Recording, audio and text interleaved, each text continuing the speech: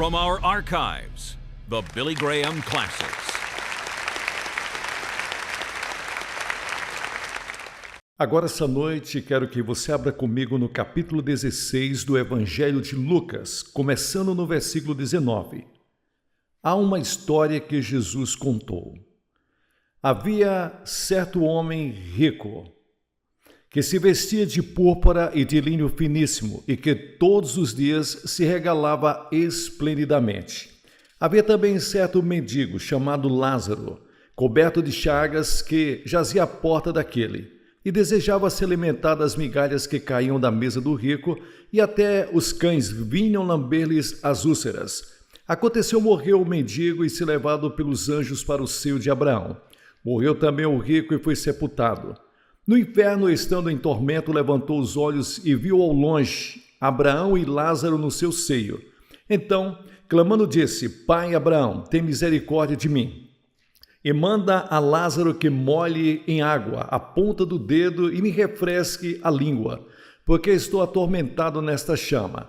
Disse, porém, Abraão: Filho, lembra-te de que recebeste os teus bens em tua vida, e Lázaro igualmente os males. Agora, porém, aqui ele está consolado, tu em tormentos.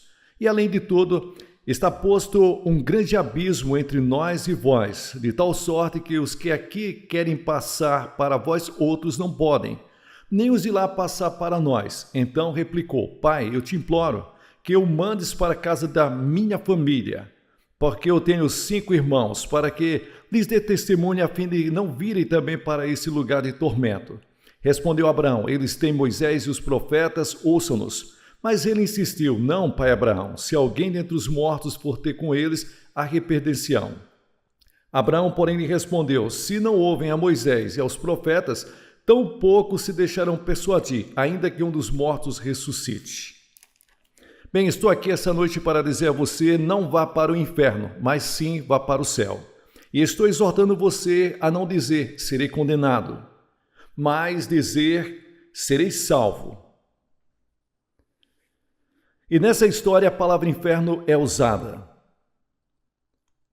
Traduzida inferno em nossa versão autorizada, embora na verdade seja Hades, porque Hades significa lugares separados, um chamado paraíso e outro lugar de tormento. Eles aparentemente poderiam se ver e olhar um para os outros. E a palavra inferno hoje é constantemente usada como uma palavra de julgamento. Você ouve e vê na televisão, no rádio, nos escritos das pessoas. Você escuta no trabalho, escuta na escola. A Revista Católica dos Estados Unidos, na edição de 1983, pesquisou os americanos e chegou ao número de 86% acreditam que existe o inferno. Você consegue imaginar isso? 86% dos americanos acreditam na existência do inferno. Você nunca pode entender o inferno até que primeiro entenda o grande amor, a misericórdia e a graça de Deus. E nunca deve ser pregado sem ter lágrimas em seus olhos. Eu vi alguns pregadores falando sobre o inferno como se estivessem contentes. Há um inferno. Nós não devemos ficar felizes com isso. Eu não fico feliz, eu não prego porque gosto. As Escrituras mandam. Eu prego a palavra. Eu sou contra tudo isso, mas eu falo sobre o amor, a misericórdia e a graça de Deus, e assim eu prego. Você vê, o inferno não foi feito para o homem, mas para o diabo e os seus anjos. E alguns tomaram licença e distorceram a ideia do julgamento futuro. Faz algumas pessoas dizer que Deus não é um Deus de amor. Eles distorcem o conceito bíblico do amor de Deus. Uma senhora disse há algum tempo que ela odeia até em pensar sobre o inferno. Eu também. Eu odeio o pecado que envia as pessoas para lá. Odeio a guerra. Odeio o fato que as pessoas estão passando fome no mundo. Mas a guerra é uma realidade em muitos lugares. E a fome é uma realidade em nosso mundo, infelizmente. Meu ódio não muda os fatos. Odiar morrer não muda o fato que eu vou morrer algum dia. E Paulo escreveu a Timóteo e disse: pregue a palavra, ser fiel ao chamado de ministro que Deus te deu. Deve incluir nessa palavra o que o nosso Senhor Jesus diz, o que ele ensinou sobre o inferno. Um clérigo disse que se ele usasse a palavra inferno no púlpito, ele poderia ser demitido. Bem, eu sei que na Carolina do Sul, quando eu vim para cá alguns anos atrás, existia um local com 16 sinais dizendo seja lento, vá devagar, pare. Porque muitas pessoas tinham sido mortas naquele cruzamento. Agora, é correto o Estado da Carolina do Norte colocar essas inscrições e avisar as pessoas? Sim. Está certo para mim avisar esta noite e dizer que Jesus ensinou e disse na Bíblia de capa a capa? É errado o homem pegar uma lanterna e acender para as pessoas não passar na linha do trem? É errado nessa noite eu falar para você do julgamento que vem? Me lembro anos atrás, estávamos no Mississippi e havia um trecho da rodovia que veio um grande terremoto e levou um pedaço da ponte. E à noite um homem pegou uma lanterna, pegou um lenço e ficou ali acenando para os carros não passar. Estava todo molhado, mas eles insistiram, passaram e ali muitas pessoas morreram dentro do rio. Agora Jesus curou uma pessoa doente mental uma vez. O gadareno, um homem possuído de demônio.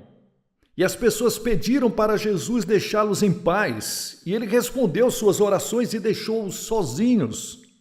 Você não precisa ouvir esse sermão. Mas você pode dizer, eu não quero ouvir sobre isso. Tudo bem, é uma escolha sua.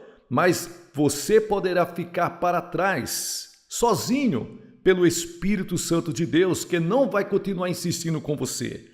Você nunca encontrará perdão de pecados por si próprio. Nunca poderá entrar no paraíso pelas suas próprias obras.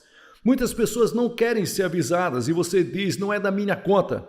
Bem, suponha que o homem esteja se afogando e eu tenho um bote. Não vou deixar essa pessoa morrer.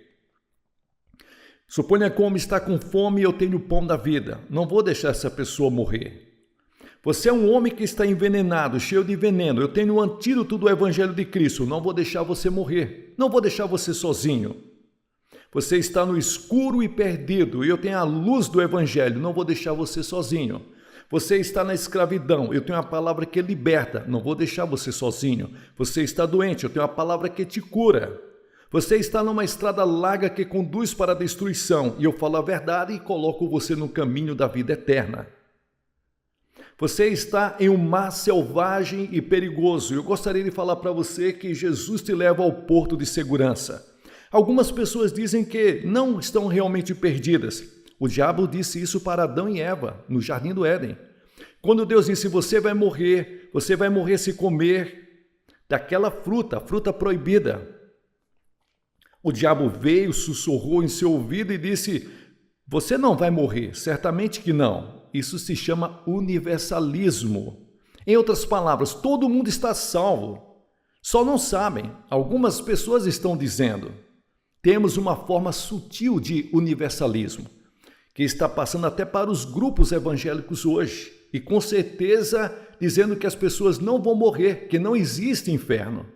Mas eu acredito que existe, de acordo com os ensinamentos das Escrituras. Acho que é intuitivo, todos os homens acreditam que um dia vai ter o dia do julgamento e prestação de contas. E a vida de desobediência vai levar o homem a esse julgamento. Então Jesus ensinou constantemente, falando nas Escrituras sobre o inferno. Jesus falou mais sobre o inferno e ele disse, ai de vocês que chamam até o outro de tolo, porque isso aí leva você para o inferno. E Jesus diz que os anjos virão e vão recolher e jogar fora do reino de Deus aqueles que cometem a iniquidade. E haverá choro e ranger de dentes. Em Mateus 25, 41, ele diz, também os que estão para a esquerda. Ele vai dizer, aparte-se de mim, amaldiçoados, para o fogo do inferno preparado para o diabo e seus anjos. E se tua mão direita te faz pecar, corta e lança fora. É melhor entrar na vida sem a mão, sem um olho, do que passar a eternidade no fogo do inferno. A Bíblia ensina que existe pelo menos 3 tipos de inferno. Primeiro, o inferno do coração. Milhares de pessoas aqui essa noite estão com o inferno em seu coração. É aqui que tudo começa. Muitos no mundo assumem que a natureza humana é boa, mas não é. A Bíblia ensina que é basicamente má. Por natureza, somos egoístas, estamos perdidos e desviados.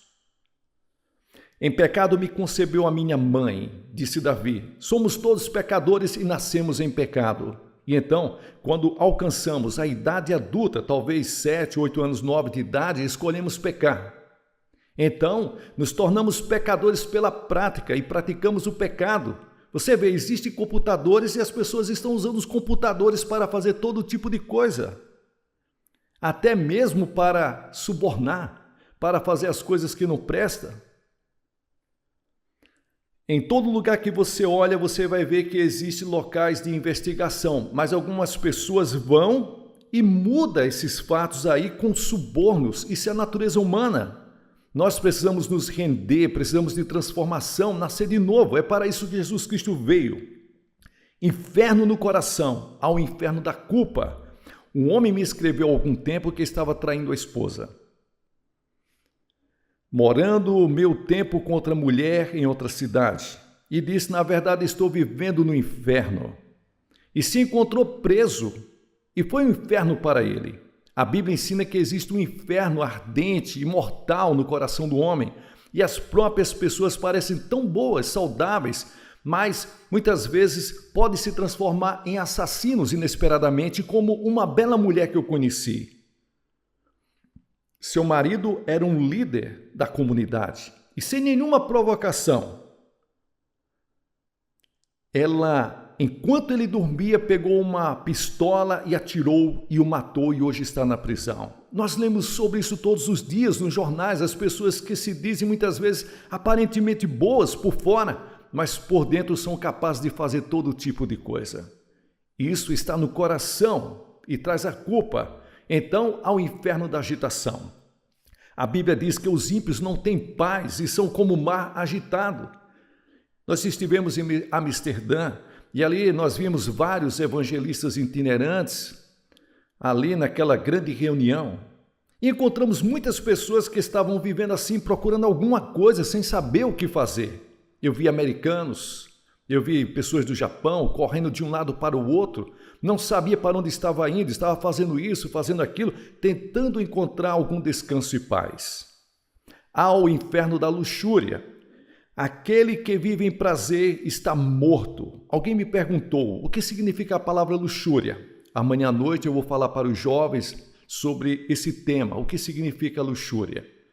Não apenas olhar para uma mulher ou um homem e admirá-los. Significa que se você tivesse oportunidade, você cometeria imoralidade.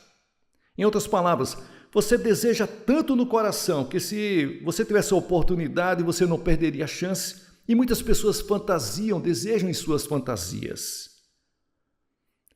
E depois ao inferno do ódio. Este inferno do ódio são os conflitos, todos os tipos de conflitos, que começou aqui na terra, transportado para a terra, e existe por último o inferno no futuro. E o inferno futuro é uma projeção do inferno que você tem agora em seu coração, em sua casa, em nosso mundo. Exceto que ele vai continuar por toda a eternidade. Jesus falava mais do inferno do que qualquer outra pessoa na Bíblia. Como disse há algum tempo atrás, ele nos avisou várias vezes sobre o fato da existência do inferno e do grande amor de Deus, que é glorioso, que não deseja que você vá para lá, porque o inferno foi criado para o diabo e seus anjos.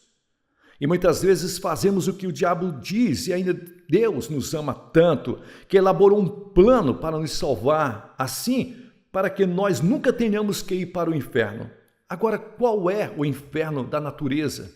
Bem, muitos mistérios, basicamente, nós sabemos que é a separação de Deus. Estamos separados de Deus pelo pecado, e isso continua na eternidade. Existem 3 palavras que Jesus usou para descrever o inferno. Ele usou a palavra morte. Você vê, Deus é vida. E se o homem está separado de Deus, ele está morto, espiritualmente morto, separado de Deus. E então ele usou a palavra escuridão. Deus é luz, estamos separados da luz e então estamos em trevas. Ele usou a palavra fogo frequentemente. E eu pergunto, se isso é um fogo terrível dentro de nossos corações, por que Deus, ele não pode apagar esse fogo? Nós rejeitamos a Deus. Nós podemos conhecer a Deus. Essa história indica que esse homem não tem uma segunda chance. Indica nessa história que ele se tornou um evangelista, ele queria alcançar seus irmãos. Pense nisso, ele estava no inferno e queria que seus irmãos fossem alcançados por alguém. Ele pediu para que alguém fosse até sua casa para falar com seus irmãos, para que eles não fossem para aquele local. E aquelas pessoas que já morreram e foram antes, que podem estar sofrendo as dores do inferno, agora na eternidade, estariam aqui esta noite avisando a vocês. Virem-se, voltem para Deus, arrependam-se dos seus pecados, receba Cristo. Tenha certeza do seu relacionamento com Deus, venha para Deus, não venha para esse lugar de tormento. É o banimento da presença de Deus, de tudo que é bom, alegre e justo. E a Escritura diz, prepare-se para se encontrar com o Senhor teu Deus. Você sabe, nós nos preparamos para tudo, menos para a morte.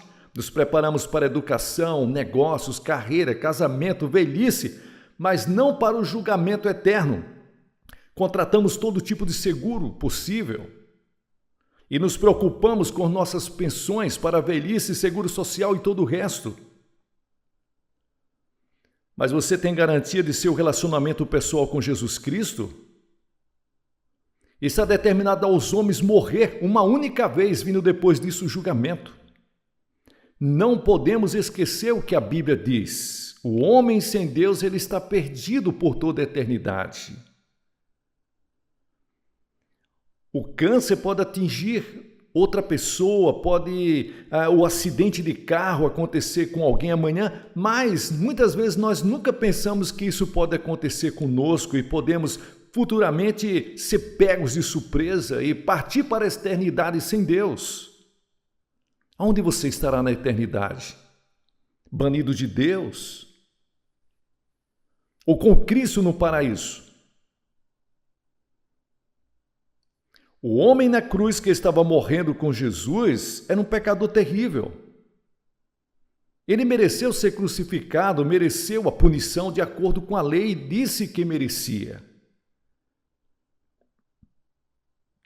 Mas ele, ao olhar para a cruz, ele viu em Jesus Cristo que Jesus Cristo nenhum mal havia cometido. E tudo que ele disse é, Senhor, tenha misericórdia de mim, lembra-te de mim quando entrar no paraíso, Senhor. Ele não teve tempo de participar da igreja, não teve tempo de se batizar, mas Jesus disse, hoje tu estarás comigo no paraíso. Pensa nisso, a primeira pessoa que Jesus levou ao paraíso com ele foi aquele ladrão, aquele assassino, aquele homem que merecia o inferno. Mas na cruz, Cristo estava morrendo por pessoas como ele. E Cristo estava morrendo por pessoas como você. As pessoas mais difíceis de alcançar não são pessoas como aquele ladrão. Eles sabem que são pecadores e precisam de Deus.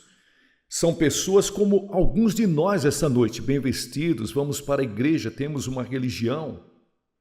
Mas Jesus não é o principal em nossas vidas. E muitas vezes pensamos que temos o suficiente e isso nos impede de obter a real salvação em Cristo Jesus.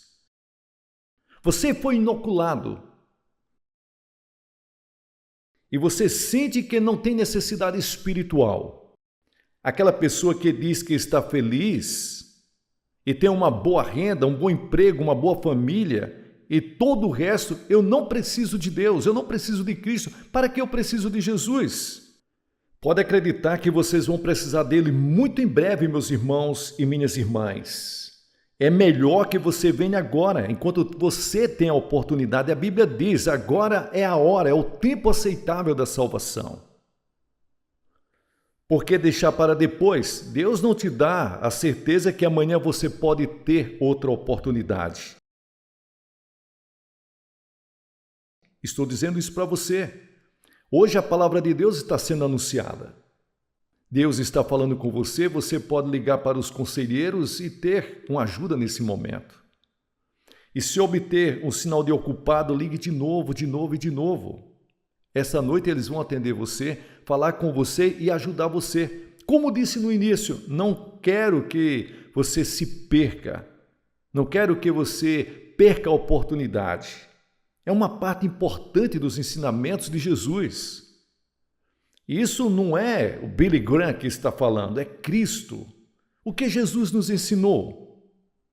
Eu faço isso com o coração partido. Eu gostaria que não existisse o inferno, mas existe. Eu gostaria que não existisse o pecado, mas existe. E eu gostaria que não existissem assassinatos e guerras e tudo isso, mas existem. E existe o inferno. Mas graças a Deus existe um céu, há um paraíso, e é onde Jesus está. E quero dizer a vocês essa noite, sei que vou para esse local.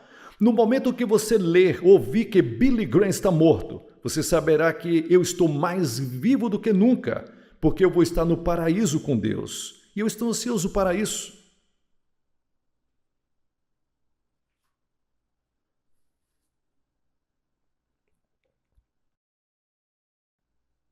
E milhares de vocês essa noite podem fazer a mesma decisão que muitos fizeram. Você não pode dizer que está em dúvida, você precisa ter a certeza. Você está no caminho do céu, o caminho do paraíso com Cristo, você pode ter certeza disso. A Bíblia diz, estas coisas eu vos escrevo aos que creem no nome de Jesus, para que vocês tenham a certeza da vida eterna. Paulo disse, estou persuadido de que Ele pode nos guardar em todas essas coisas.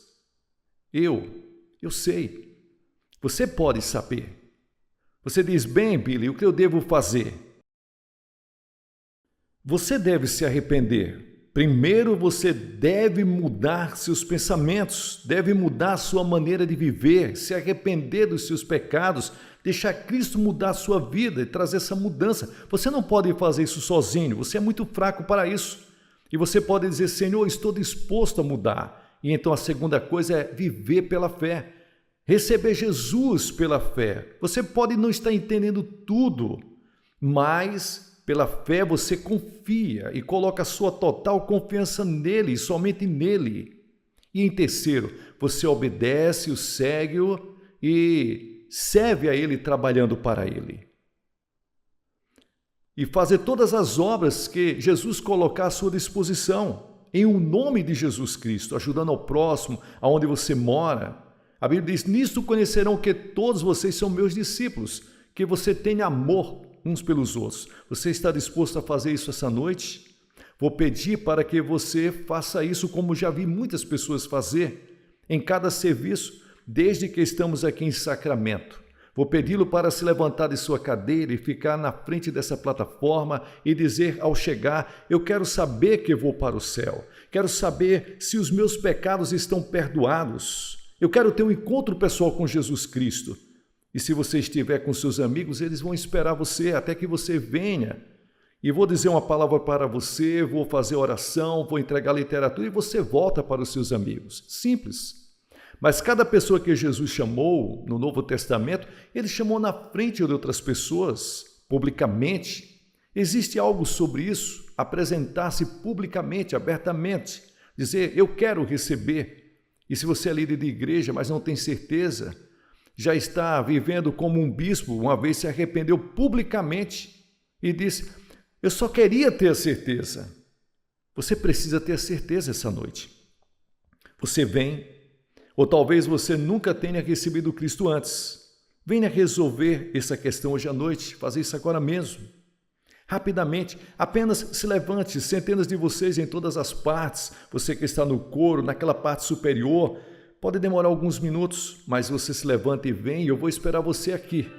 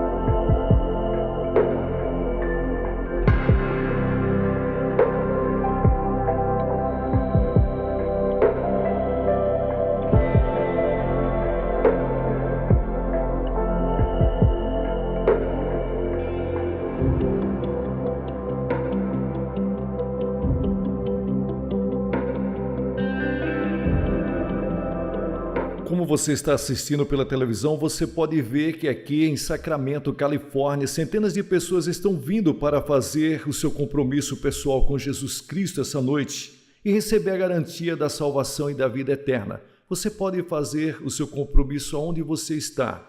Boa noite, que Deus abençoe você.